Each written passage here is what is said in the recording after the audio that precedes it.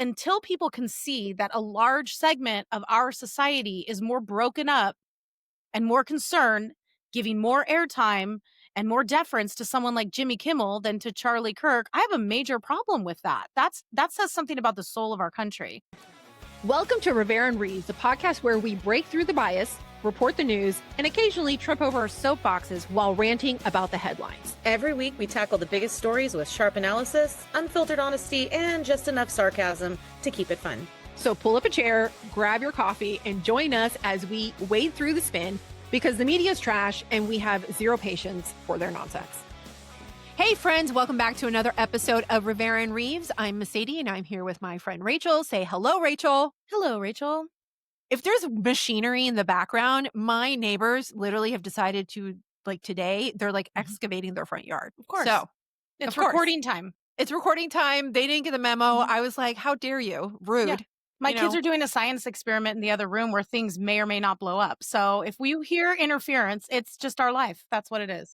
Because this is a ragtag situation in here. And it's not like I have a studio. So, right. But if this is your first time here, welcome. You have found your new favorite podcast. We are here every Tuesday and Thursday. So make sure you hit that follow button so you don't miss another episode. And because we are already so awesome and in your ear, you're going to go ahead and share it with a friend and hit a like and, do all the things. All of it. All of the things, all the above. If you are a paying supporter on our Substack, you are already watching this video because you get this video a full day before YouTube and you get an ad-free episode or audio 2 hours before everybody else. All right. So, and if not, I'm sorry, you could be cool too if you decide to become a paying supporter. Join the club. Come on. Join the club. There is a discount code in the show notes for you guys. All right. So what are we talking about today? As usual, the way the news cycle goes, and it has been a heck of a news cycle over, we are officially, it's been 7 days. Is today?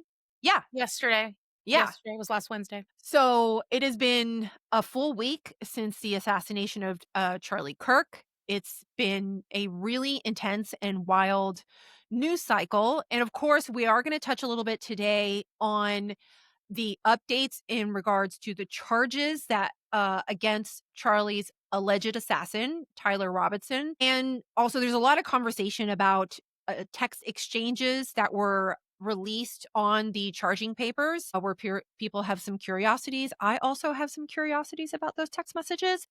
But first, I want to go into the breaking news that happened last night as I was going to bed, because it never fails that as soon as I finish an outline, something happens. Correct.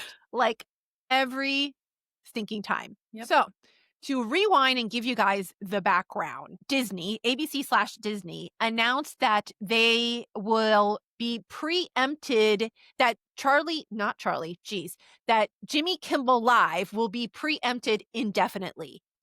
That basically means for the time being, they're not going to be airing Jimmy Kimmel's show. Indefinitely gives the perception that it might be coming back. It was already supposed to end in May of 2026 is what. Isn't that Colbert? No. Stephen Jimmy Colbert? Kimmel. What do you mean, like the season or his show? I believe the show, his contract was up in May 2026. Well, I mean, I haven't seen that. If his contract was up, that doesn't necessarily mean that they weren't going to be renewing it. I will look it up right now. Yeah, go ahead and look it up while I give everybody the lowdown on what's happening. And so they have pulled Jimmy Kimmel's show indefinitely. They haven't really provided any kind of context about when it'll be coming back. And the reason this happened is because two media groups, which run probably together over 60 ABC affiliates combined, put out statements saying that they were going to be pulling Jimmy Kimmel Live because of some statements that he made on Monday in regards or in relation to Charlie Kirk's assassination, which were horrible. And I have a clip so we can talk about it, but I just wanted to tell everybody what they need to think. Well, your feelings were about it. Yeah, right. And what their feelings should be as well. Just so you guys know.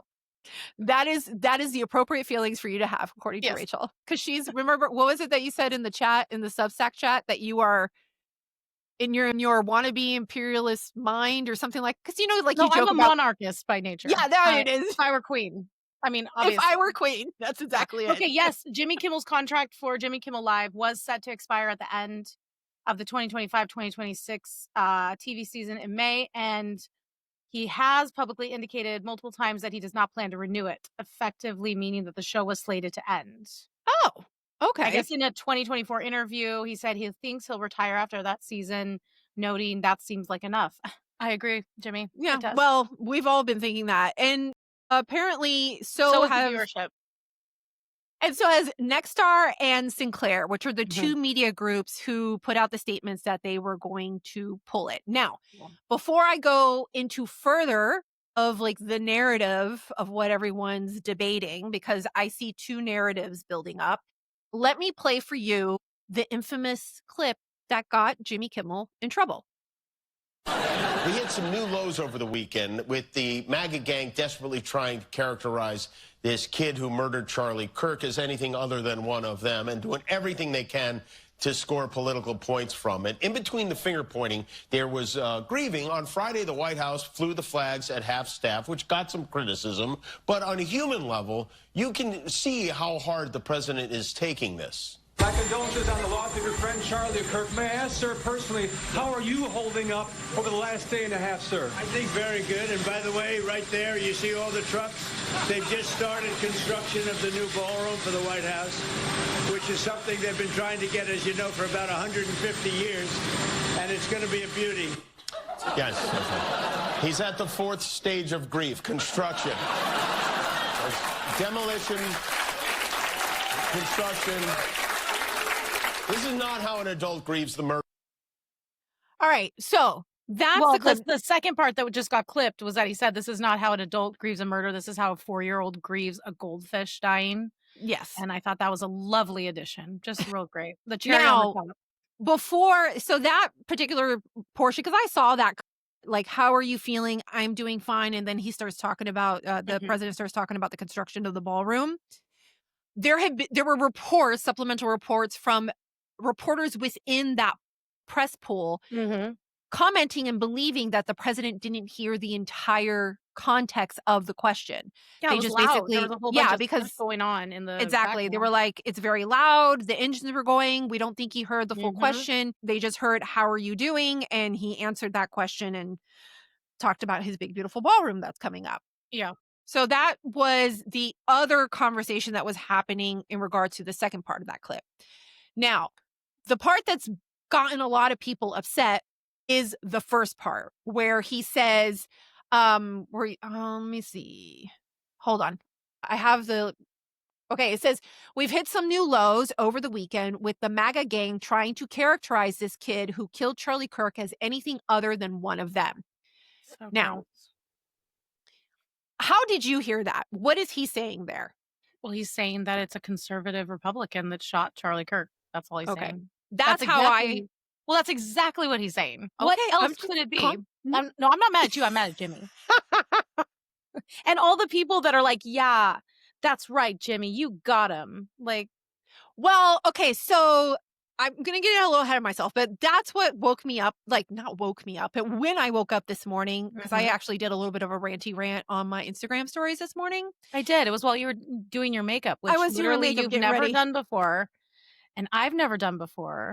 What do And I you was like, mean? she must really have something to say if she's sitting there putting on her makeup and doing this. She has something to I was share. like, this is my opportunity. Well, one of the things that I brought up in there is that as we've gone through this entire week, I've gotten really, really, like, at first I felt like I was just being driven nuts by the gaslighting that's coming out from, like, leftist pundits and creators and the media and everything, where they're like, well, we don't really know what it is.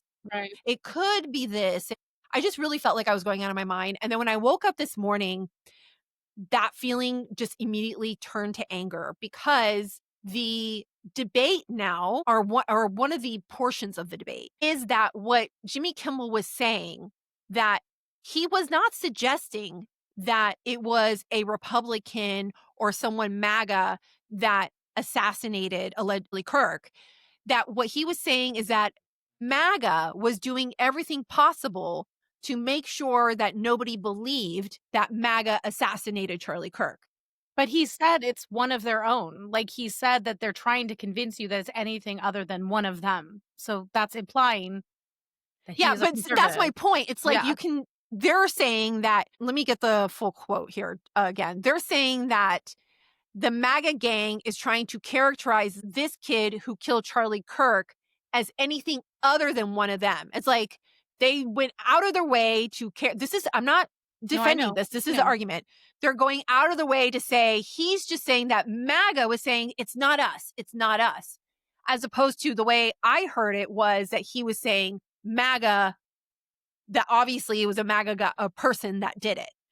Now, the reason, because there's a context to that, Yeah. we had just gone through an entire weekend, if Mhm. not more, of people speculating. I think it was like the day after where they were speculating that this had to be someone ultra right wing Yeah. or like a Groiber type that thought that Charlie Kirk wasn't right wing enough.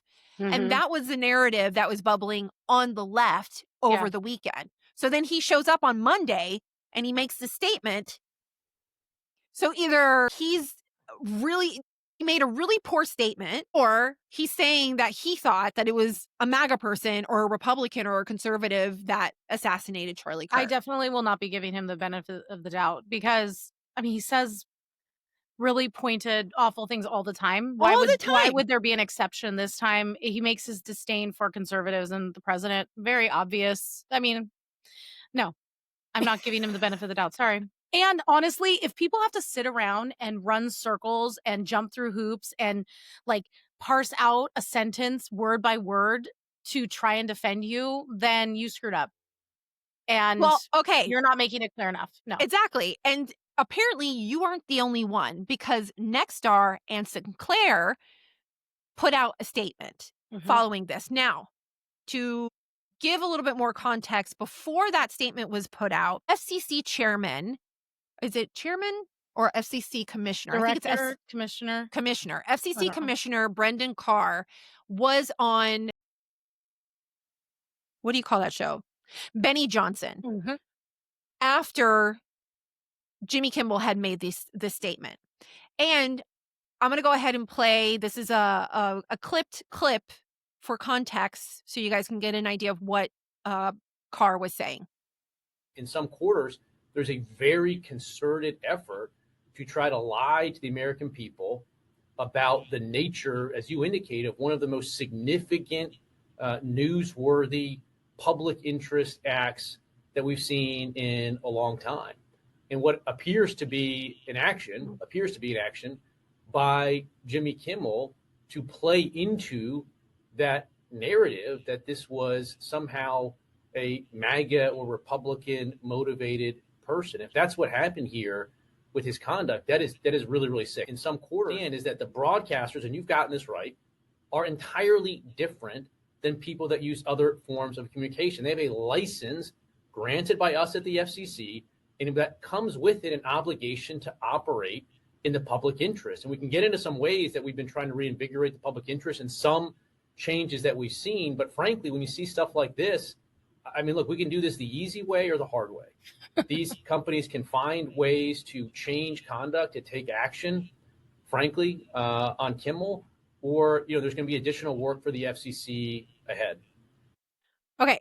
So Carr goes on Benny Johnson. I'm really It's okay. It's okay. to remember all these names, because we all know that names are not my strong suit. Okay. Yes, it's So true. Carr goes on Benny Johnson. He makes this statement. Now, the media immediately are like, oh, he's threatening ABC, Jimmy Kimmel, yada, yada, yada. Now, most of the clips that I've seen when they're talking about Carr, they have the second portion, but they don't include the first portion. And the first portion being that when you are a network that is on public airways Mhm. that are regulated by the FCC, you Mhm. have to make sure that what you are airing out on those public airways are in the best, or in what is it? The public's best interest. The public's best interest, correct. That means you can't be putting out false information. And for example, when you're having a political campaign, let's say, that you have to give fair time to both parties, for example.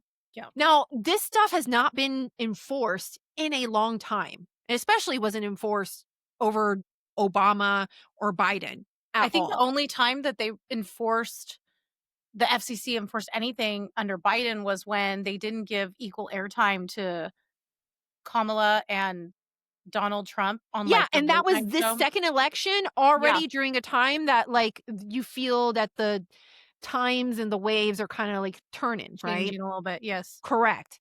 So then Nexstar and Sinclair put out statements, and they announced that they are pulling Jimmy Kimmel off of their affiliates. Nexstar, I think I have the statements here. I'm not going to read all of them, but just to give you an idea. So, company statement from Nexstar says Mr. Kimmel's comments about the death of Mr. Kirk are offensive and insensitive at a critical time in our national political discourse. Nexstar Broadcasting president says continuing to give Mr. Kimmel's a broadcast platform in the communities we serve simply is not in the public's interest. Now, Sinclair also goes on, and their vice chairman says Mr. Kimmel's remarks were inappropriate and deeply insensitive at a critical moment of our country. Mhm. And Sinclair goes further and says that they're not going to lift that suspension until formal discussions are held with ABC regarding the network's commitment to professionalism and accountability. Then they also demanded that Kimmel apologize Yep. to Kirk's family, make a donation to Turning Point USA, and then announced on Friday they're going to be airing a Charlie Kirk special in Jimmy Kimmel's air slot, which I think is glorious, by That the way. Yeah, Chef's kiss. and he's not gonna do that. He is not going to offer an apology. Would it have to be a public apology or just an apology in general? I assume it had to be well, and so here's the deal. So there's like conversations happening now behind the scenes, right? Behind the That's streets. merch. That's the chicken in the hard place. Behind the streets, guys. There's the talk behind the streets happening. So apparently this all came down like last minute. Mhm. Where there were guests that were on their way to the Jimmy Kimmel show until they started, and as they're arriving or, traveling to the show, they're getting notifications and phone calls from producers that there's no show. In addition, the Hollywood Reporter got some rumors or whatever that they were having these discussions with Jimmy Kimmel, and that yes, there were some ABC and Disney executives didn't really have an issue with what Jimmy Kimmel said, but that's irrelevant because the affiliates had an issue. Mhm. And Jimmy Kimmel said he was not willing to apologize. So I think in He's the not going to. conversation Yeah. of him being like, I'm not going to apologize, They're like, "Bye." they're like, bye, and pulled the plug. Well, and they're listening to their affiliates. They're looking at viewership. It was down with Colbert, and he got a spike, of course, when they announced that they're gonna cancel He him, and just got so an Emmy. yeah, and a standing ovation for his bravery. But, they're looking at their affiliates. People are I think that well, we were talking about, like, the tide turning. I think it's turning a lot where there's affiliates and executives who are like, "We don't want this stuff." It is not funny to joke about a dead guy who was assassinated in front of thousands of people, who was just exercising his freedom of speech. No one wants to hear that. Like, it's just not Like, it's not appropriate. it's At not some appropriate, point, it's not funny. I don't care that people are saying, "Well, he's a comedian, he's being canceled for free speech." No, he's not. It's consequences. Your actions have consequences, and these executives, these companies can fire you for saying well, stupid stuff. People it's also not don't like the government angle. They're like, "He's been fired by Trump. It's all because well, of Trump." and that's what I'm about to get into. Yeah. But I mean, one of the things that they're discussing here, and the reason why the comment of the public interest Mhm. comes up is because, like it or not, even though Jimmy Kimmel is a comedian, he is kind of a news show too at the same Mhm. time. It's He political commentary. exactly. Yeah. So when he goes and he says, or what many people interpreted, which I think these affiliates also interpreted as a MAGA person shot or assassinated Mhm. Charlie Kirk after they had already had the governor of Utah appear on Meet the Press, which is NBC, and on This Week, which is on ABC, which is Kimmel's same network, Yeah. saying that the parents have said that he has leftist leanings, that he was in a relationship with a transgender person, a man that was transitioning to be a woman, and that he believed that their Mhm. motivations or their interests were definitely left leaning. Yep. and then go and have Kimmel come out and say, well, Actually, it's actually make it sound like, it's actually a MAGA person and yep. they're really upset about that. That's where the issue of the public interest come in. Mhm. Now, for another element of this, because of course, many people are having a debate that this is the government overreaching. And there's the other angle that because of Brendan Carr's statements and the fact that Nexstar is currently in the process of doing a merger with Tegna. Yeah, the company was Tegna. So Mhm. they're currently doing a merger with Tegna. There's some regulation that only allows a media group that's, on the public airways, FCC affiliates to have, I think, up to like 39 or 37 affiliates. Otherwise, you have to get permission from the Otherwise, you have to get FCC. permission from the Mhm. FCC. So this merger would put them over that cap. Now, Carr, in previous conversations, has been asked about this, and he says that he doesn't really have an issue with, like, he thinks that these limitations are archaic. Yeah. So he's open to allowing this merger. Yeah. But then this happens. Carr makes a comment.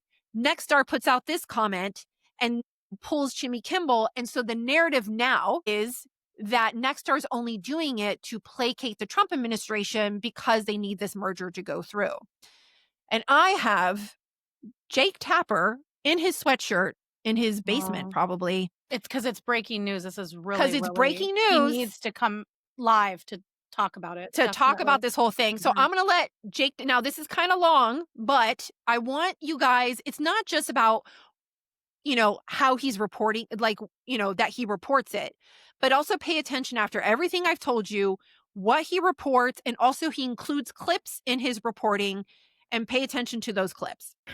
So how do we make sense of the fact that late night host Jimmy Kimmel indefinitely lost his show because of comments he made Monday night in which he said that the MAGA gang was really trying hard to prove that Charlie Kirk's assassin was not one of theirs so that they could score political points? That's what he said. Well, follow the money. In August, Nexstar, the largest owner of TV stations, local TV stations in the country, announced that they wanted to. I'm going to pause it real quick because this is going to be a little bit long, but notice how he characterized His the comment. comment. Yep. Correct. When what he actually said was the MAGA gang trying to characterize this kid who killed As Charlie Kirk as anything anything but other them. than one Yeah. of them. Yep. Okay. Let's continue. To purchase their rival Tegna for more than $6 billion. Now, in order for that deal to go through, Nexstar would need the approval of the Federal Communications Commission. And in fact, they would need the FCC to lift the cap, a 39% cap that the FCC has, which is a rule that states no company can own enough TV stations to reach more than 39% of the households in the United States. And this deal going through would violate that cap.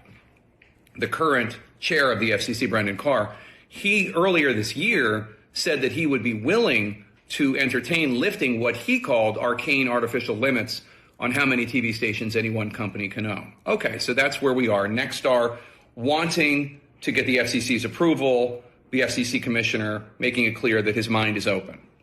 Today, Wednesday, the FCC commissioner goes on a podcast, a MAGA podcaster, and makes it very clear that he did not like the comments that Jimmy Kimmel made on Monday night. He calls Kimmel talentless. And then he says, So I think, again, Disney needs to see some change here, but the individual licensed stations that are taking their content, it's time for them to step up and say, this, garbage, to the extent that that's what comes down the pipe in the future, isn't something that we think serves the needs of our local communities. But this sort of status quo is obviously not acceptable where we are. You believe that? so he's calling on So notice that he doesn't include any of the explanation Of course not.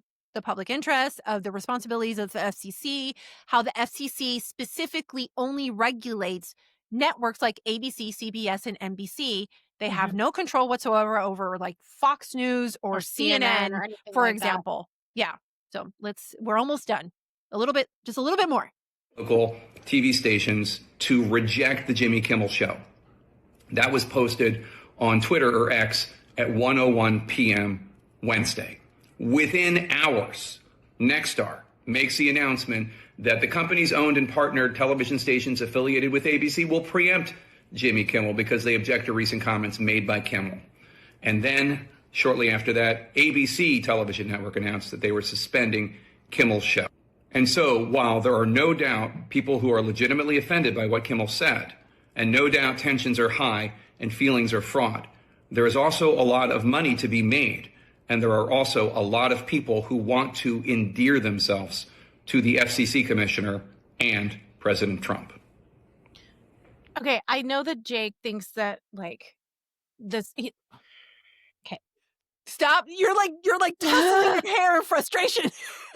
I know that he thinks he's, like, landed on some narrative that is just, like, bespoke just for him to deliver and explain it and make it clear to the American people. But like he said, the FCC chair had said before this stuff happened that he was open to letting them, like, merge and acquire all of these networks anyway. So it's not like he said... And mind you, Jimmy Kimmel has been talking smack about the president nonstop. Yeah. For like a decade. Forever. And Donald Trump's been saying junk about him and saying, like, this guy's the worst. Okay. So it's been a tit for tat kind of thing. But it sounds to me, because I listen to the actual things people say and the actual things that happen, it sounds to me like Carr was already going to give them the permission structure to, you know, merge and grow. They didn't need to come groveling back and be like, please, please, please, please, please. Well, even fire Jimmy Kimmel. That's not what they did. And honestly, I think it's disturbing to me how the media is seeking and trying to find any conversation they can have other than the actual free speech conversation, which is that Charlie Kirk was assassinated by a leftist. Charlie Kirk was exercising his First Amendment right and engaging with people continuously. And he was shot dead, assassinated in front of thousands of students and family members and some kids. And they can't bring themselves to talk about that without, like, disdain dripping off their lips for conservatives, Christians, normal people. But this gets them all riled up when there's plenty of evidence that this is not handed down on high from Donald Trump. Well, and the other thing I want to point out is in that entire video, like, he's in his sweatshirt in his home late in the day. This was breaking news late in the day. Sinclair, if I want to give him a little bit of grace, I don't know exactly when he said this because Nexstar did their statement first. And then I think about 30 minutes later or so, Sinclair put theirs out. Sinclair has no merger whatsoever going on. I looked it up. I was like, is Sinclair somehow looking also to butter up? No. Sinclair has no merger going at all. Now, Sinclair is known to lean a little bit more conservative. So maybe that's why they're really putting the screws to Jimmy Kimmel, which is fine. It's within their right. You keep calling him Jimmy Kimmel? I do. And you know why? Because we have a friend who has that last name, and that's what's in my head. Every time I hear the last name Kimball, I think of that movie with Harrison Ford. What was he? Remember, his wife had a prosthetic leg. No, she was murdered. The Fugitive? Yes, his last name was Kimball. So you're saying this, and I'm trying to focus on Jimmy Kimmel. And I'm thinking of Harrison Ford and a man with a prosthetic leg. Like, this is where my mind's going. Anyhow, continue. Right. Focus on me and my name butchering business. Name butchering. Okay. Where was I? So Kimmel. Sinclair. Thank you. No merger. Sinclair puts their statement out about 30 minutes later. Yeah. What I notice also is that Jake Tapper doesn't make any mention whatsoever of Sinclair, because to mention Sinclair, if he did this video after Sinclair puts out their statement, it negates this argument of it being an issue of the merger for Nexstar. In addition to that, Nexstar is actually a pretty centrist media group. In fact, their flagship news network is News Nation. Who is primarily their star anchor Chris Cuomo. Yeah. Which is not exactly MAGA. Hardly MAGA. Come on. So to me, it sounds, now, obviously this is my opinion, and that's the debate here.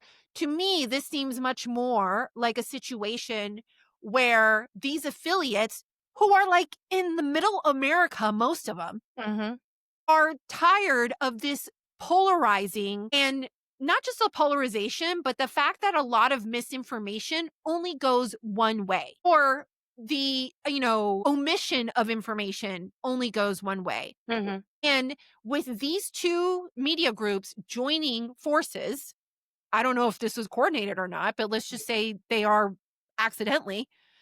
This puts more pressure on ABC and Disney, who is a giant, okay? Yeah. ABC and Disney own Jimmy Kimmel, but it doesn't matter if Jimmy Kimmel doesn't have anywhere to put his show out to.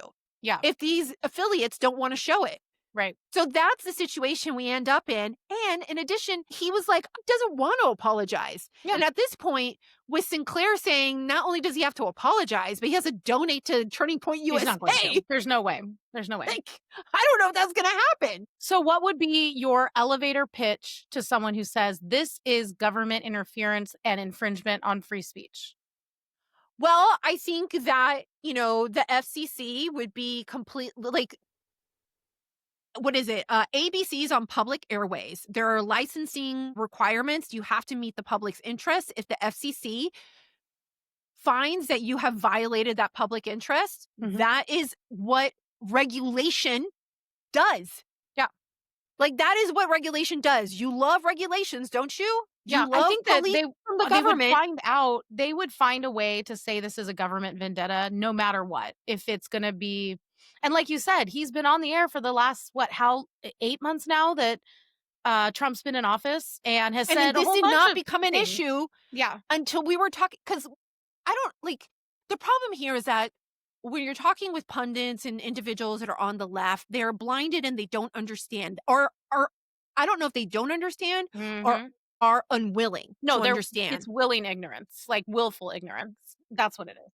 But the assassination of Charlie Kirk, we're talking about two very different situations here. Okay. If we're going to be having a debate of freedom of speech, let's put aside Trump and influence in the government and everything. Look, do I think it would have been better for Brendan Clark not to just don't say anything? Yeah, Don't go to on just Benny's keep his show. mouth shut and stay Yeah. out of it? Absolutely. Okay. But even if he said nothing, which we saw this with Stephen Colbert, because they were going through a merger also, Right. they would still accuse them of cozying up to the administration Of because they course. have a merger going on. Of course. So it had nothing to do with the fact that no one watched their show. And these are businesses that want to make money. And they're not going to make money if you're not funny or you think it's cute or edgy to make fun of a group of people that's grieving because someone was assassinated. And that, to me, is if we're just going to have a principled conversation real quick, to me, it's wild that the left is not grasping the vast difference here. Right. Jimmy Kimmel is a millionaire in Hollywood who has a TV show that nobody watches, who made a bad joke that he's unwilling to apologize for. Okay. Right. And he that can his still boss go is get a job somewhere else. Correct. At any moment. But guess who can't? Charlie Kirk, not only is it that he was assassinated for practicing the very thing that they're all upset that allegedly Jimmy Kimmel won't have, okay? But not only that, but if you took 5 seconds to grasp that what happened to Charlie Kirk didn't just happen to him, but it happened to millions of people. Yes. Because now they're being told that if you say the wrong thing out in public, and if you voice yourself boldly and strongly, and you're not wishing any ill will on anyone else, you can be shot dead. Yeah. Absolutely. And that silences millions of people as opposed to Jimmy Kimmel and his crap show. Sorry. No, I think you're right. I think that we forget, I've seen this kind of meme going around saying, you didn't just show me that you were okay with Charlie Kirk being shot. You're showing me you're okay with that same thing happening to me. Because effectively, it's not like the media is telling us we should be really brokenhearted about this comedian who is not being canceled for free speech. He's not being doxxed. Nothing's going to happen to him. He can go get a job and say whatever the heck he wants anywhere else. He can go do that. But they're he not start his own production company and make. But they're not telling us. They're not even really granting people the permission structure to feel sad. Their whole job this last week has been to tell us how horrible Charlie is. And so until people can see that a large segment of our society is more broken up and more concerned, giving more airtime and more deference to someone like Jimmy Kimmel than to Charlie Kirk, I have a major problem with that. That says something about the soul of our country. Absolutely. This is not a free speech issue for Jimmy Kimmel. It was absolutely a free speech issue for Charlie Kirk. And a large portion of Democrats and the media is sympathizing with him and demonizing people who sympathize and writing puff pieces about, how Or excuses, but, yeah, you know. it's really sad. Well, and then I'm just very annoyed because I've seen a few posts or a few tweets of like, this is the most significant attack on free speech. And I'm like, where were you a week ago? Yeah. Get out. Please Yeah. shut the door, because otherwise I'm gonna punch you in Yeah. the face if you don't shut that door. I can think of about 100 more consequential free speech issues that happened during COVID alone Absolutely. in the last couple years. Well, This and is that not okay. it. This is I not should it. have grabbed it because Jimmy Kimmel during COVID, I shared it Oh, on my yeah. stories. Oh, yeah. He made this joke about like, well, if we're running out of hospital beds and Yeah. someone comes in with the COVID vaccine, yeah, immediately give them a hospital bed. Right. But if you didn't take COVID, got to wait in line over there, wheezy, Oh, yeah. or whatever. Like, get out. He Right. celebrated Trump getting booted off of X. He Mhm. celebrated when Roseanne Barr lost her show and she had like the most popular sitcom at the time. And if I am correct, if I'm remembering correctly, Barack Obama did have a little bit of a word put in there when that whole thing happened. Like, Yes. he kind of lobbied a little bit for that too. I mean, Well, and that's the other thing. Like, Obama actually is probably going to, if we have time, come into this entire conversation. But to go ahead and wrap us up, I just want to point out, because like the gaslighting was strong this Yep. morning about that's not what he meant. Well, I want to play for you someone who's not exactly a fan of Trump and a cohort actually of Jake Tapper, which is Erin Burnett, okay. reporting on this story. And I just want you to pay attention to what she says. And she also has like a little bit of tidbit of information on what's going on with Kimmel. And back with our breaking news, Jimmy Kimmel's show pulled off the air indefinitely amid controversy for suggesting in a monologue that the suspected killer of Charlie Kirk might have been a pro-Trump Republican. Elizabeth Wagmeister is back with us. And Elizabeth, you've been breaking news on this throughout the night, and I know you've got new information. What have you found out? Yes, so a source close to the situation tells me that this is not a cancellation at the moment, but there is no timeline for the show to come back. As we know, ABC said officially in their statement that this is preempted indefinitely. But I have to tell you, Aaron, my phone is blowing up. People in the industry are absolutely shocked over this. And many people saying that even though it's not a cancellation at this moment, it's hard to imagine the show coming back. This is not about one comment about Charlie Kirk's killer. This is a decade of Jimmy Kimmel bashing Trump. They've been going back and forth for years. So it's really hard to imagine Trump rolling out the red carpet and saying, hey, you've taken a break. Why don't you come back on the air? So that's where things stand right now. But people just really shocked in Hollywood, Aaron. Yeah, really. I wonder if any of those same people who were shocked and texting her all the time and aghast and crying, I wonder if her phone was blowing up when this same thing happened to Charlie I just want Kirk, to point out that the people being that Emmys upset. just happened. Yeah. And there was not a single mention of Charlie Kirk's assassination Of course during not. the Emmys, Of but course they were not. all crying about Palestine. Okay. So Yeah, and dropping like F-bombs, like F-ice. Like, I cannot. It's not even an annoyance at this point. It's not even me being like, oh, whatever.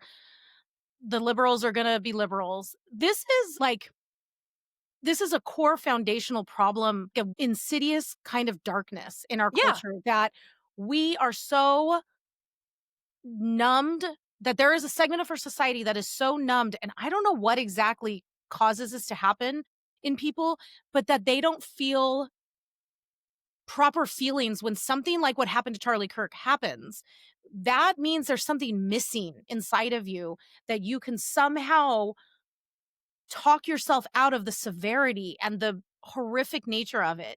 And then a week later, all of a sudden muster all of these feelings of shock and awe when some guy who mouths off when there hasn't even been a memorial service for this man and there's outpouring all over the country for this tragedy, he mouths off and says stupid stuff. And you're like, wow, this is horrible. What's happened to him? I just think it says a lot about our Well, culture right now. I think it's reflective of the polls that have just been done recently. Like YouGov did a poll recently where it said like 3%, which is too much in my opinion. Like 3% of Republicans think that some like violent action is merited, political violence is No, merited. that needs to be 0. That exactly. That's ridiculous. But Democrats, it's like I think it was 24% or something like What? that. Yeah. Well, no, but this makes sense. Remember when those shocking numbers came out? It was during the election season. And I don't remember what violence had happened, but there was another one where it was like 1,000 people were polled, and it was an insane. Was it Luigi Mangione? No, it was No. After Butler. It was after Butler. And Okay. there was 1,000 people polled. I'll have to go back because I actually did a reel on it. It was one of the first reels I did because I was that mad that I was willing to get my face On on front the of a grid. camera. But it was like 1,000 people who were polled, and an alarming number of Democrats were like, well, yeah, violence is appropriate at certain times. And that was right after the first assassination attempt on Trump. And when it was a high number. It was like 30 or 40%. And I'm just, I think that's alarming. That's crazy. it's, I don't know yeah. another word for it. It is frightening. So that is what is going on with Jimmy Kimmel. Do I feel particularly, look, for me, I'm sorry, but everyone, like, there's also this conversation that's happening about like, oh, I thought the right didn't like cancel culture. I don't like cancel culture. And this is not cancel culture. Nope. Cancel culture for me is when you cancel someone for something like outside the Oberschen, you know what I mean? Like something like normal. Or they did 10 years ago and you're you're mining their Twitter feed from like 2013. Or because you have suddenly changed the rules. Yeah. And now you're holding someone accountable for something that like changed 5 minutes ago in your imagination that like calling men can people be out women. on Twitter for like, yeah, exactly. For something like that. Or during COVID, if your neighbor walked outside to take out the trash and you like Without a ratted him mask. out and doxed him or something. Like that Like happened. that was where people were not. And then there was also campaigns where people were like looking for information about people to then go and contact their employers and dox them out on the internet. Like this is not cancellation. This is not that. It is not acceptable to be nonchalant or celebrate a political assassination. Right. I'm sorry. That's just like not morally. No, that's called public sociali- shaming. That is the public going, we don't like this. We don't want people like you amongst us. I definitely do not. The first step of people being held accountable for their actions and having consequences for the things that come out of their mouth. Like, and we forget that the people in charge of these companies, they answer to the public because that's how they're going to make money. And if they see that there's a groundswell of consumers who are like, I don't like it when people make jokes about a guy who just got shot in the neck last week, I don't like that, then they're not going to like it either, regardless of their personal opinion. Like you said, this one company is not exactly MAGA. They're a little bit centrist or left leaning. They don't like it either because more and more money talks, thankfully, girl. And people, if people don't have an appetite for this. So I'm not going to pay. Look, I canceled Disney, Speaking 2 of years that, ago. Like, okay. I put your money where your mouth is, and they're going to start answering to us, which is good. Well, speaking of Disney, before we move on to the next story. So everyone, at least everybody on the right was canceling Disney, like you said, 3-4 years ago. Now the right? left is. Now the left is canceling Disney. There is a movement right now among the left of canceling your Disney Plus, canceling your tickets or your season passes. Disney or not cannot consuming- win. They can't win. Everyone hates them. Dude, they brought it on themselves. That's what They you did. get for being a product that is Mhm. dependent on the public, and then you decide to take Let me sides. find that. There was a couple notable tweets about this, which actually made me laugh. Like when all this stuff started coming out, Gina Carano, because you'll recall. Oh my gosh. was So able- Gina Carano, be She still put my the heart. tweet of, I think it's Cillian Murphy, like smoking It a is cigarette. from and Peaky just that. Blinders. It's Yes, have you ever seen the so show? Good. Yes. She- No, so- like 2 episodes, but Well, it's a very good show. Okay. Yes. You have to get through you got to push through the 3rd episode and then it gets really good. But Okay. Peaky Blinders is like a gang. Are they Irish? No, they're Yeah, it's an Irish gang, Is isn't it it? an Irish gang? And the Gina Carano, who got canceled and then fired by Disney It's just because her. she was telling people not to hate each other and they didn't Right. approve of the message. She just put up a gif of of Peaky Blinders smoking a cigarette, and that was Yep. it. No caption. And I was like, yes, queen. My favorite Absolutely. other one, some guy tweets out, every major talent that works for ABC and Disney should refuse to show up for work until Jimmy Kimmel is reinstated. Marvel movies need to be shut down. Ditto the sitcoms. Collective boycott. Corporations love money more than anything, and this will really harm them and force them to do the right thing. And Ben Shapiro goes, don't threaten us with a good time. And I was like, it's true. It's so true. Well, It's also, just, like, this is you're- also, I love who it. works there? Not the only people, but the grand majority of people that work there are all a bunch of leftists anyway. So they're just unemploying themselves. Yeah. I tell Whatevs. you, liberals, they just eat their own. It's great. Gosh. Okay. So moving on, I want to give you guys an update. Of course, we've been talking about Charlie by proxy via Jimmy, but I want to give an update now on the charges that were filed officially against the alleged assassin of Charlie Kirk, who is Tyler Robinson. He has been charged with 7 counts. They are seeking the death penalty. This includes witness tampering because he told his roommate / lover. It's just like people kept have to referring frame him it like that. Like, well, what that's how other they word- was being. I am quoting other people. This is not my language. Okay. Okay. Or love interest is how they would put it, or something like that, to destroy evidence. Yeah. And then in addition to that, there is an enhancement to the charges because this happened in the presence of children and because it was politically motivated. But I have a clip here of the Utah District Attorney giving just a small portion of that rundown and explanation. Robinson's mother explained that over the last year or so, Robinson had become more political and had started to lean more to the left, becoming more pro-gay and trans rights oriented. She stated that Robinson began to date his roommate, a biological male who was transitioning genders. This resulted in several discussions with family members, but especially between Robinson and his father, who have very different political views. In one conversation before the shooting, Robinson mentioned that Charlie Kirk would be holding an event at UVU, which Robinson said was a stupid venue for the event. Robinson accused Kirk of spreading hate. So that gives a rundown of, I don't think there's any question to what the motive is. However, there has still been disturbingly some debate of what the motive is.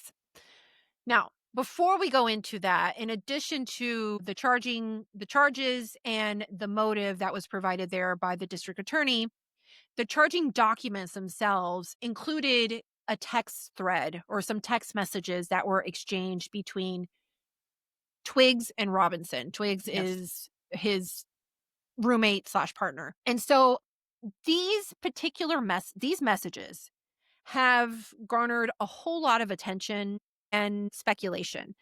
Have you read this exchange at all, Rachel? Yes. Would you like me to? Let me cover, for those of you who have not read this or heard this yet, I'm not going to read the entire thing. I'm going to read some portions of it. And then I want to talk about it for a minute. Okay. So apparently after Robinson allegedly allegedly assassinated Charlie Kirk, who, by the way, DNA was found on the trigger of the firearm. And also on the screwdriver and a towel. Correct. The towel that was used to cover the firearm. Yeah. So let's just say there's a lot of evidence out there. Okay. Correct. And after the assassination, he contacted his roommate or his partner and told him to look under his computer or keyboard of his computer, where apparently he found a note. And the note said, I had the opportunity to take out Charlie Kirk and I'm going to take it.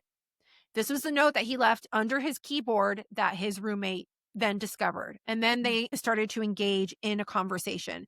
The conversation basically starts off where Lance says, "What? Are you joking?" And then Robinson goes, "I am still okay, my love, but I am stuck in Orem for a little while longer.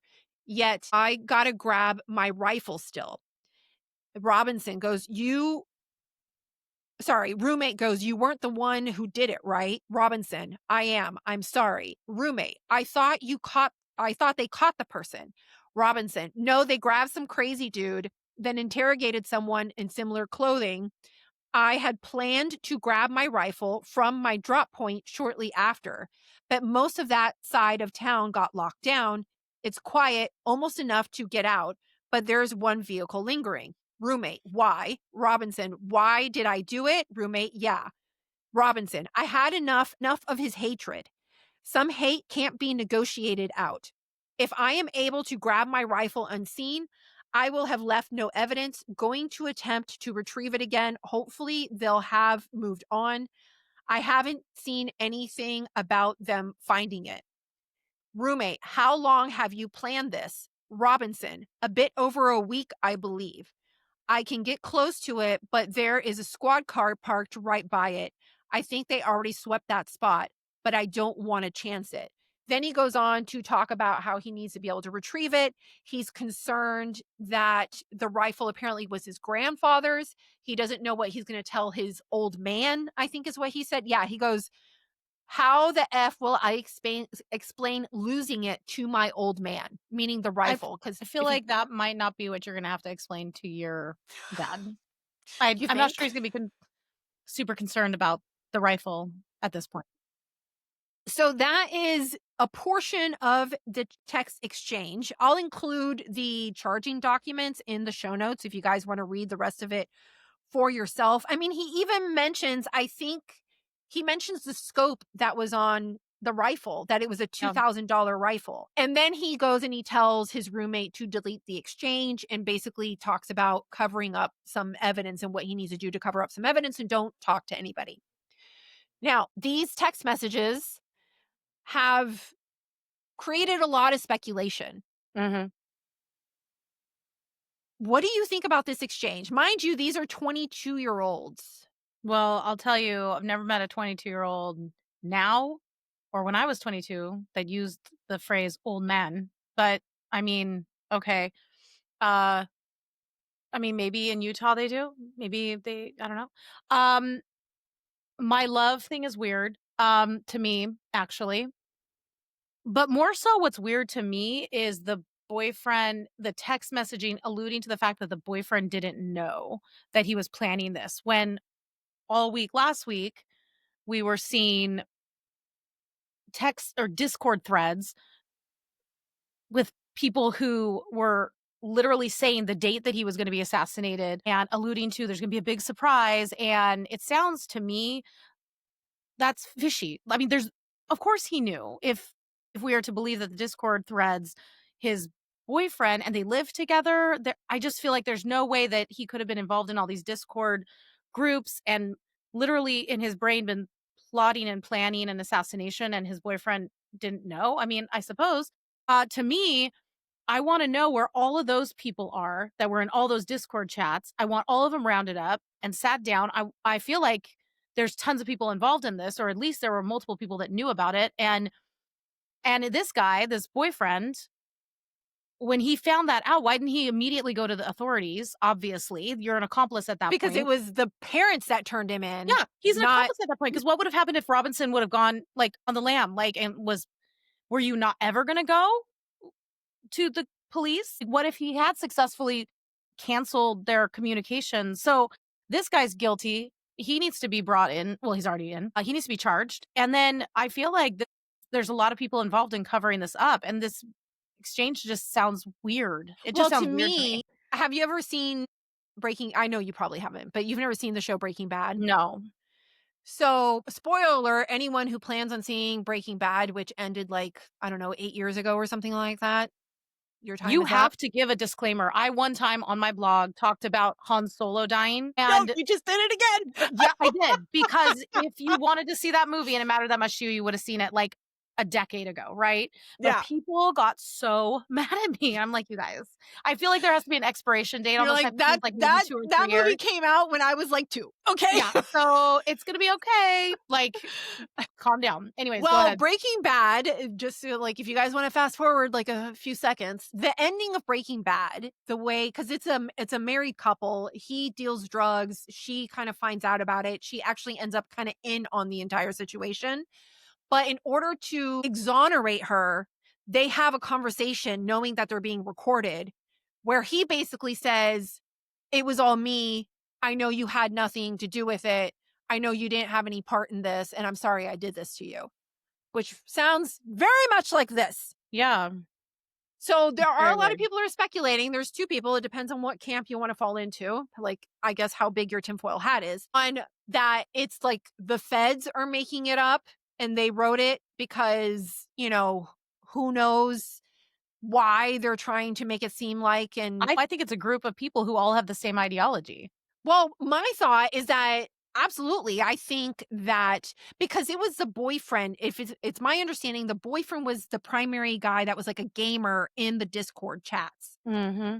And so my assumption would be that most of those conversations were He was privy to. he was privy to them. Yeah. Exactly. So to me, this reads more like he did it, and now he's having this text exchange with his partner to exonerate him so he can say, like, I had no idea, I had nothing to do with it. But if he wanted to be exonerated, then why wouldn't he have, like, he needed to have gone to the authorities. Like, I don't know. Yeah. No, I agree with you. Like, I mean, you're we're talking exonerating about yourself, but then you're an idiot and you we're didn't talking go. about 22-year-olds. Like, the guy thinks that if he had gotten the gun, he would have gotten away with it. When he Well, he left the thinks he's screwdriver on the roof and his he's hand becoming a palm female. all Like, over the it's a side. little, yeah. Like, Right. I'm No, I exactly. Yeah. There's a I'm lot not of saying confusion we're not in dealing their with geniuses here. Yeah. Exactly. You know what I Yeah. mean? Uh-huh. So that is what a lot of people are debating, though, on whether or not, like, what we're talking about here. Like, I feel like he's probably more involved. And to answer your question about other people, Mhm. so Kash Patel was up on the Hill the other day, which Yeah, that was I wish we spicy. had time to cover that We do exchange, not. but we do not. Instead, I want to cover a question that Senator Hawley asked of him that was specific to our topic at hand. So here we go. It's done in this investigation. Is the FBI investigating the Kirk assassination as part of this broader pattern of anti-religious, anti-Christian violence? We are investigating Charlie's assassination fully and completely and running out every lead related to any allegation of broader violence, and we're producing results on that we'll disclose when appropriate. Good. I'm glad to hear that. Let me just ask you a few questions about that, if I could. Sure. Reports have suggested that the FBI is investigating a broader network of groups that may have had some knowledge of the shooter's plans. Can you give us any details on that, following up what you've already said in public? How's the FBI working to find other potential accomplices, folks who may have known about the shooter's plans, folks who may have encouraged him? Any update on any of that? So in terms of what we do for an interrogation perspective, we go and reach out to the family and community immediately. And we've conducted those investigations and interrogations with local law enforcement, and we're continuing to do that because those closest to the suspect are going to hopefully know the most about the suspect and his beliefs and his ideology. On top of that, unfortunately, it has been leaked that there was a Discord chat, and for those unfamiliar with it, it's a gaming chat room online that the suspect participated in. So what we're doing, we've already done, is serve legal process, not just on Discord, so that the information we gathered is sustained and held in a evidentiary posture that we could use in prosecution should it be decided to do so. And we're also going to be investigating anyone and everyone involved in that Discord chat. Okay, very good. I see the public reports that the Discord thread had as many as... So the Discord, he goes on to say that the Discord thread had as many as 20 individuals. So we're not crazy. No. Those leaks are legit. it looks like maybe possibly somebody else's. Let's just say that they are investigating the possibilities of somebody else having knowledge or possibly being involved. And it's the question of to what extent. Yeah. Did they know before the fact, after the fact? Did they help him plan in any way? That's what remains to be seen, but it is being investigated. Now, the questions that do not remain are the motive. This was politically motivated, that it was leftist ideology, which is what his parents have said. Clearly, he was in a relationship with someone who was transitioning. Also, mind you, the carvings that were on the cartridges, one of which included "Hey Fascist, Catch." And then the "Oh Bella Ciao, Bella Ciao, Bella Ciao," which was an anti-fascist song from, I believe, the 1930s and 40s or so. Now, I want to play for you first of all, a clip from an ABC reporter who was reporting on this text exchange. I'm going to get mad. We have seen an alleged murder with such specific text messages about the alleged murder weapon, where it was hidden, how it was placed, what was on it, but also it was very touching in a way that I think many of us didn't expect. A very intimate portrait into this relationship between the suspect's roommate and the suspect himself, with him repeatedly calling his roommate who is transitioning calling him my love, and I want to protect you, my love. So it was this duality of someone who the attorney said not only jeopardized the life of Charlie Kirk and the crowd, but was doing it in front of children, which is one of the aggravating circumstances of this case. And on the other hand, he was, speaking so lovingly about his partner. So a very interesting and, as Pierre said, riveting press conference, David. No. He did apologize for that. I don't care. He was like, I did not communicate that very well. No, duh. Him being assassinated is an aggravating part about this. Aggravating, the words you're going to use? No. It's demonic. Well, that's a legal term. Don't make me defend him, but that's a legal term. No. Like, no. No, there is no duality.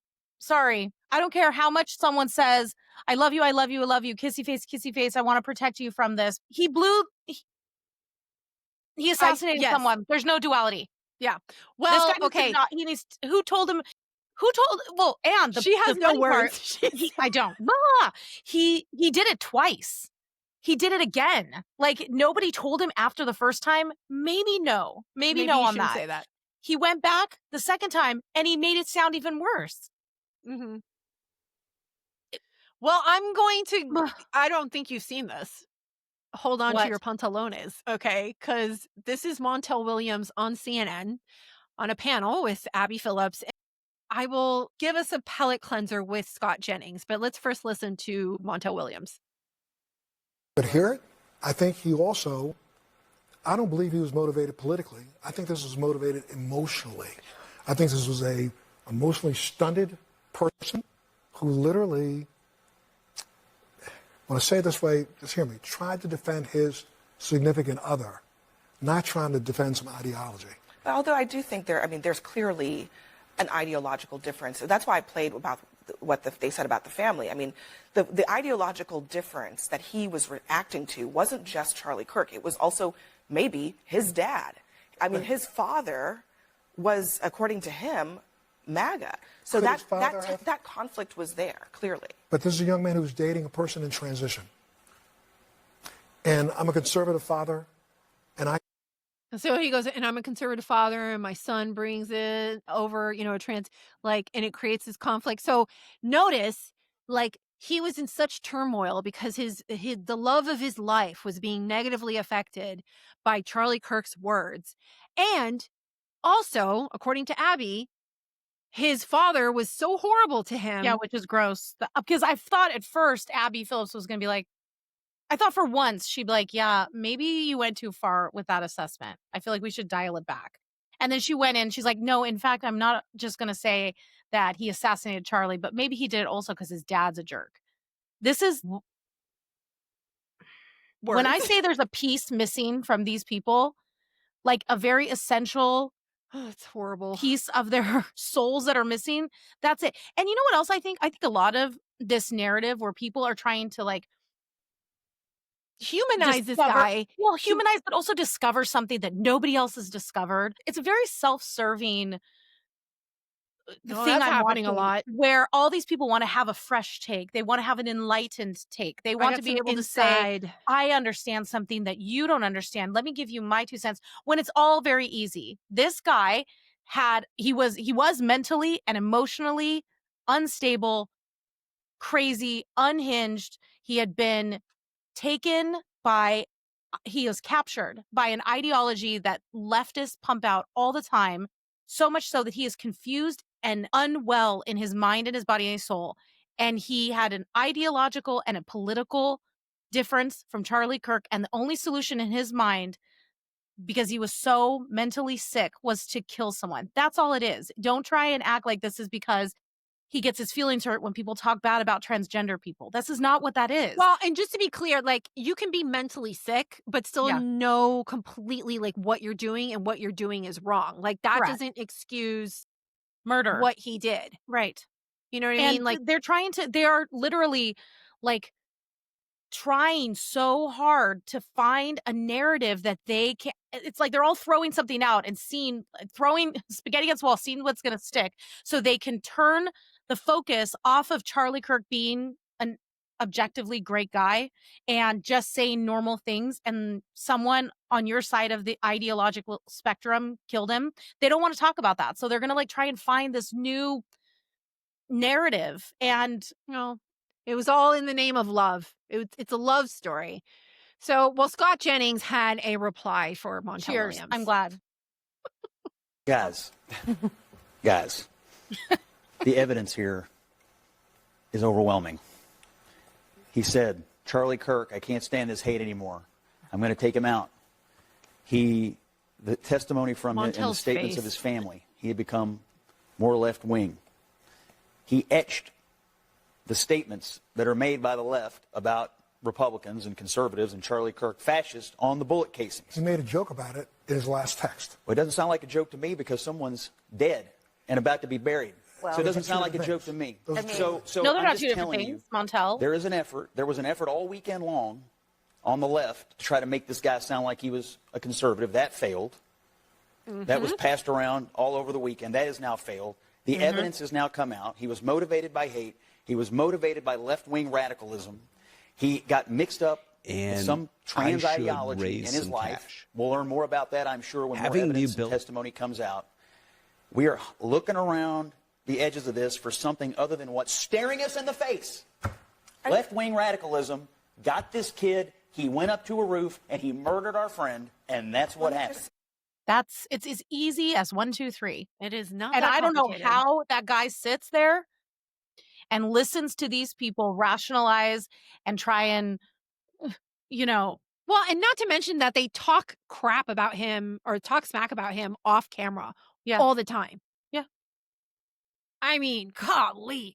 The Like, if pay I was, has to be good. I know, because if I was Jennings, I probably would have. Well, and especially when it's about this. I mean, if you want to try and gaslight me about like economic policy or tariffs or something like that, I'm going to get irritated with you. But at the end of the day, I can be like, this is your job to push back on me, and I'm going to push back on you. But when it comes to something like a political assassination in broad daylight on a college campus because a guy's sitting there just talking to people, I am sorry. You are not going to sit there and lie to me for clicks and views. And so one of your hot takes can go viral. It's disingenuous, but it's also just disgusting. Yeah. Well, of course, if it's not like we don't know exactly what the motive is or they're kind of wishy-washy, they're just unwilling. Obama has been kind of poking his head out and creeping out and starting to chime in. And he was at an event where he made a few comments where he was basically trying to say, like, the right needs to calm down. And I want to play, and that the administration is using Charlie Kirk to create division. And here's Obama for you. You have to recognize about that to have a coronary. on both sides, undoubtedly there are people who are extremists and who say things that are contrary to what I believe are America's core values. But I will say that those extreme views were not in my White House. What? I wasn't embracing them. What? Yeah. Bold. I wasn't empowering them. I wasn't putting the weight of the United States government behind extremist views. That's a lie. Like, And that's that an actual lie. And he's getting is- applause. When we have the weight of the United States government behind extremist views, we've got a problem. You're darn right. Kind of like how we had a problem when you forced the little sisters, the nuns, to, like, they had to sell birth control pills. They had to go to court. Like, that's an extremist view that you pushed on someone else. You used the power of the government to do something like that. And also his the whole administration was bathroom replete with that. The whole bathroom trans situation started under Obama. BLM and all of this racial division and tension started under Obama. Yes. One of his, like, is it Bell? His last name is Bell. I can't remember. Like, oh my gosh. Who is incredibly, like, divisive and what is the word I'm looking for? I'm kind of drawing a blank. The point being is that it was very race centered. Yeah. His ideology. Like, I will never forget the time that he, instead of, like, lowering the tension, Was it around Trayvon Martin's death? Yes, and he said when he was that like, could have "This been could have been my son." Yes, exactly. I know. So, like, give me a break, bro. Everybody acts like Sit the down. country all of a sudden went crazy the minute that Trump stepped into office. But I swear, in 2008, when that guy was elected, and then again in 2012, our country 12 was so much worse. It fundamentally changed our country. We all of a sudden became obsessed with race about everything, and that is in large part with that guy. Because of him and because of his administration being extreme on a lot of things, and then pushing Absolutely. that on, like I said, the Little Sisters of the Poor, requiring people to go against their religious beliefs, all for the sake of their ideological beliefs, sitting in the administration in the White House. It's not to mention the investigations that Oh my happened, gosh, how they use the people memory IRS. hole all of this, Like- and they only think the problems start when the last administration that they hate gets into office. But that's just not how it works. And, you know, guys like him can sit there and go, no one's going to remember. All these youths sit here. They were all, you know, They've been in told how diapers. awesome I am. Yeah, I am, their parents voted for I me. am the and greatest. Yeah, I just, it's so disingenuous. And he knows it. He knows Well, it. JD Vance was asked about Obama's comments. Excellent, because he's been on a roll lately. I've been loving following I his got a tweets. few of them. If we have the time, we can go through them. But here we go. Barack Obama says your White House is dividing the country and you're exploiting Kirk's death to attack Democrats. We're not exploiting Charlie Kirk's death to do anything except for achieve justice. And I think if Barack Obama, I haven't seen that comment, Jesse, but if he said that, that's absolutely disgusting. What we're trying to do is understand how young people are getting radicalized and who is funding all of these efforts at radicalization. We saw this in the summer of 2020. Now, thank God that wasn't primarily, actually, over 20 people died in the riots in the summer of 2020. That is political terrorism. But it's not just the people who are killing the cops. It's not just the people who are engaging in throwing the Molotov cocktails and in the riots. Where was the money coming from? Who was organizing this violent activity? That is not going after Democrats unless, by implication, you're saying every single Democrat is involved in planning political violence. If that's true, then the problem isn't on Barack Obama's side. We're going to get to the bottom of the truth, and we're going to stop the political violence. And we're going to do it however we have to do it, of course, within the constitutional limits that Charlie loves so much. Mm-hmm. Very, very good. Now, he also had, at that same interview with Jesse Waters, he called out the people who are I don't even want to say misrepresenting, who are flat out lying about Charlie Kirk and just demonizing him. Mm-hmm. You talk to the shooter's mother, you talk to the shooter's father.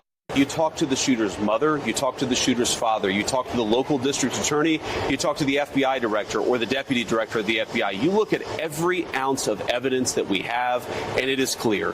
This is a person who grew up in a pretty normal family, actually had a pretty good home life, who was radicalized by the far left, by the social networks of the far left, by the ideas of the far left, and got so far down the path of radicalization that he killed my friend. That is not a both sides problem. My friend is dead because of left-wing political radicalization. And if you want to cut that out, then be honest about it and look yourself in the mirror. When I heard that, I thought that's our next president. Because absolutely. Because in moments like this, I've heard so many people say, left-wing commentators, podcasters, whatever. I've been like fully listening to all of them talk, and they're parroting all of them the same thing, that in a moment like this, we needed the president to come in and bring the volume and the violence and the rhetoric down. We needed someone to calmly come in ignore and a problem. talk about uniting and uniting and uniting. And this 100% is one effective. area Niggas where getting it's tetanus. difficult Fucking dumb. because I want to walk a line so carefully where I want to have compassion and love for God's creation and for humanity, and reach out and pray for my enemies and love them, and hopefully draw them into a relationship with Christ. At the same time, you cannot unite with people that delight in evil. You just can't. And that's what we're watching. I had no problem with what Trump said. People had a real problem with how he delivered that message. And when I heard JD Vance say, here's the evidence, this is what happens, if you want this stuff to stop, this is how we stop it, I thought that is precisely what a country needs. If you don't want to hear it, I think that's because something inside of you has been warped by this narrative that's pumped every day, like kind of like it anesthetizes you to evil. And if you think that what JD Vance is saying is wrong and not presidential and it's not going to advance the conversation, then I think that you might want to investigate that a little bit. You might be part of the problem. And I think that you need to. Well, and I just appreciate that for once it's a president that's not just like placating and tapping, like patting everybody on the presidential head. thing to say. Yeah. Exactly. He's like, look, this is a problem. Yeah. We need to address this. And speaking of unity, I want to play this slammer from the vice president. Are you? Oh, okay. I thought you were going to make me mad again with someone else. No. I was like, I'm up to here. I'm almost tapped out. So I'm like, why are you sighing? No, this is a good one. I got two and we're out. We'll call it okay. out. There is no unity with people who scream at children over their parents' politics. Correct. There is no unity with someone who lies about what Charlie Kirk said in order to excuse his murder. There is no unity with someone who harasses an innocent family the day after the father of that family lost a dear friend. There is no unity with the people who celebrate Charlie Kirk's assassination. And there is no unity with the people who fund these articles, who pay the salaries of these terrorist sympathizers, who argue that Charlie Kirk, a loving husband and father, deserved a shot to the neck because he spoke words with which they disagree. Did you know that the George Soros Open Society Foundation and the Ford Foundation, the groups who funded that disgusting article justifying Charlie's death, do you know they benefit from generous tax treatment? They are literally subsidized by you and me, the American taxpayer. And how do they reward us? By setting fire to the house built by the American family over 250 years. I am desperate for our country to be united in condemnation of the actions and the ideas that killed my friend. I want it so badly that I will tell you a difficult truth. We can only have it with people who acknowledge that political violence is unacceptable, and when we work to dismantle the institutions that promote violence and terrorism in our own country. You know what I heard right there? I heard Mima at the beginning. Mima, it would not be having this. And absolutely, he got just to the threshold where he was going to lose it, and he pulled it back down. And he's like, did you know? Like, he calmed it down. He felt it, and he let the appropriate amount of rage for what is happening be shared with the American people. Someone has to be upset about this. I don't want a president to come out and give me a milquetoast. Now is the time when we all come get. No, that time was like 20 years ago. We are well past that time. Right now, what we need is justice, and to use this as an example that this stuff has to be eradicated from our culture. Absolutely. Even before that, that was very impassioned. But before that, he set it up and he said, like, look, he is calling for people to, like, let's unify. Let's stop calling each other names. Let's stop coming at people. But Mhm. it's really hard you cannot unify with people that are celebrating the Mm-mm. death of Charlie Kirk, Right. because that's essentially them. I mean, that is them excusing harm to you for having ideas that are the same as his. Like, Yep. it's just like, what am I supposed to do? I'm be like, oh, let's go have a cup of coffee and sit down and talk about it. Yeah. No, I don't want to have anything to do with you. I don't Yeah. want anything to do with you. Yeah, Right? Because and I think I that's what can't when you're trust walking you. that line, that's us. This is not a political difference. No. This is not the economy or the price of gas or if you Or taxes whatever. or That's no. not what this is. It is not a political issue whether you think violence, horrific murderous violence is acceptable or not against someone who just says things that make your stomach hurt. That's not political violence. That's evil versus light. And you can't unite with people that think that it is acceptable to murder people or justifiable. No, I'm sorry. I will pray for them for sure. I will, because But I don't want them to live in that place. Imagine yeah. living in that place. Well, I just think about that all the time. I do. I had that conversation with my husband too. It's like I can't imagine being like in the headspace all the time that you would get to the point Mhm. that your neighbor, because you don't agree with what they're saying, like their words are a threat to you. Yep. And so now you got to like justify hurting them physically. Mhm. Like that to me is just absolutely insane. Well, and So, imagine this is not just a us problem, an adult problem. This is trickling down to children. well, and And it's this is something primarily in the youth. Yeah, and this is something we haven't talked about on the podcast yet, and perhaps we will in the coming days. This is college age students, high school students are talking about that. Younger kids are talking about it. I'm watching videos of little children parroting their parents about political violence, that it's okay, or like, Or oh my goodness. laughing Yeah, at laughing like, oh, did Trump get assassinated? Ha ha ha. I cannot tell you, having children, how damaging that is. That is not something you recover from easily when you've been so steeped in hatred and anger towards a group of people for your whole life. You don't just come out of that. And it also, I think it has a chilling. My oldest daughter heard two people she knows. They're not her friends, but she is surrounded by them occasionally. Talk about how, yeah, it happened. I mean, he kind of had it coming. And I can't tell you, my daughter is a stoic by nature, how much that impacted her. She has mentioned it, and she's, 17, almost 18. She has mentioned it every day in like a conversation here or there. Just, I still can't believe that. And she Yeah. has to see these people, semi routinely. And it shook her.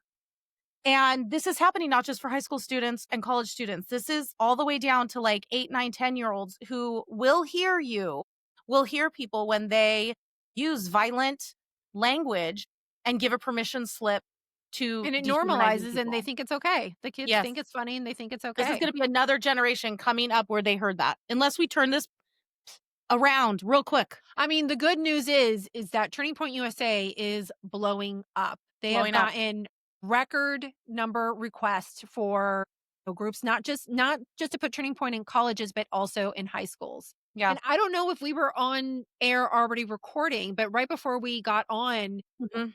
a Turning Point USA voted Erica Kirk as CEO. So she is Yes. taking the CEO position of Yeah, I Turning Point believe USA. the current CEO voluntarily stepped down in order to give her that position. Yeah. So, but to end us on a positive note, because I think I gave Rachel like Almost an a coronary. aneurysm today's episode. I mean, I sucked down my coffee real fast. Okay, and I have another. I'm dual beveraging it today. Are you? I got only have one. I my only dirty have chai one. and my Waterloo, and both of them are gone because I'm like, oh my gosh, I cannot. Well, this is Charlie Kirk related, but it's actually a really sweet video that I think I shared it with you, Rachel, but I want everybody who's here with us to see it or at least hear it, because this guy, he's so funny and he's so sweet. And yeah, I'm going to play it here because I would like to end us on a positive note. Oh, I don't I love this. I don't come from any kind of money, and I've never owned a suit before. My wife, she bought me this suit. Our anniversary's coming up, and we have a nice anniversary plan. You know, we make a little bit of money now, and I'm proud to say that because that's certainly not where either one of us comes from. And I feel good in this suit, man. And I just want my wife to know she made me feel good. It's a $300 suit. I ain't never had nothing like this before in my life. And I tell you what, okay, video flip here, so I'm gonna lose some of you. I didn't know Charlie Kirk, never met that guy before in my life. And something else that I've never done before in my life is believe in God. I'm gonna wear this suit to church. I'm gonna go to church. I'm going to try to be a better father, husband, and leader for my family. They deserve that. His camera fell. My phone fell down. I guess that's the devil trying to fuck me up mess me up right now. I'm gonna try, y'all. Look at this suit. I look good, bro. My wife made me feel this way. Charlie's made me feel this way. Yeah. Message over. Rachel, are you tearing up? A little bit. I already did it, so I already got mine out. A little bit, because so much of that video, though, it's not just that he admires what Charlie Kirk was. The things that Charlie Kirk said played out in that video. Like, Charlie Kirk was all about healthy marriages and women and men being complementary to each other, and what a beautiful marriage can do for you. Women have such power over men, and when it's like used rightly, it could change this man's life, because she bought him a suit and she loves him and she wants to give him something he never had. And so I thought that was beautiful. I mean, of course the sentiment's beautiful, but it just dawned on me when I saw that all the things he would go on these college campuses and tell these kids who are these disaffected youth who are struggling and upset, and they feel lonely and they feel cast out and like they have no purpose. He tells them, get married, have kids, get a job, work hard. Well, that guy's a testament to it. And he said it right there, and it was so beautiful, and I just loved it. And I loved how real he was. I played that video for my 2 older daughters, and usually I try and stay away from sharing, a lot of language with them and certain things, but I thought it was so perfect because he's being so real. He's being very authentic. Yeah. And he's going to go to church, and I hope he has an encounter with the Lord, and the Lord changes his life for good, and he meets mentors, and he just becomes an embodiment of so many of the things that Charlie Kirk talked about. I saw a clip before we got on this morning where he did a follow-up, and he was just like so gracious and so thankful. And he's like, you guys have been so amazing and encouraging. And I feel like I've made all these new friends. And so it's really sweet, because I think it's just such a representation of the impact a person can have in someone's life. And he didn't even know him. So I'm going to go ahead and wrap us up for today's episode now that I made Rachel cry. I put you through all of the emotions. You saved the best for last, though. Thank you. I know I gotta go take a nap. I know, right? All right, I'm going to go ahead and wrap us up for today's episode of Rivera and Reeves. If this is your first time here, welcome. You have found your new favorite podcast. We're here every Tuesday and Thursday. So make sure you hit that follow button, share it with a friend, leave a 5-star review, like, subscribe, do all the things. Now we're on YouTube, so there's like extra things you have to do. All right. But yes, please. If you become a paying supporter, you will already have this video a day ahead before YouTube, audio ad-free, and you will get bonus episode of a once a month bonus episode of our Unfiltered episode, where we talk about all kinds of stuff, like the most random things. And sometimes we'll take supporter questions also. So my brain farted there for a minute. I've had to apologize to my family 1,000 times the last week for forgetting things, not really being all there. It's been a week. Okay. It has been a rough week. So I really hope you guys all take the time this weekend to be with your family, go to church, get some rest, and recover, because we have been through the ringer this past week. So yeah, that's it. That's all we have. And here's a reminder that the media is trash and we have no tolerance for it. Okay, bye. Bye.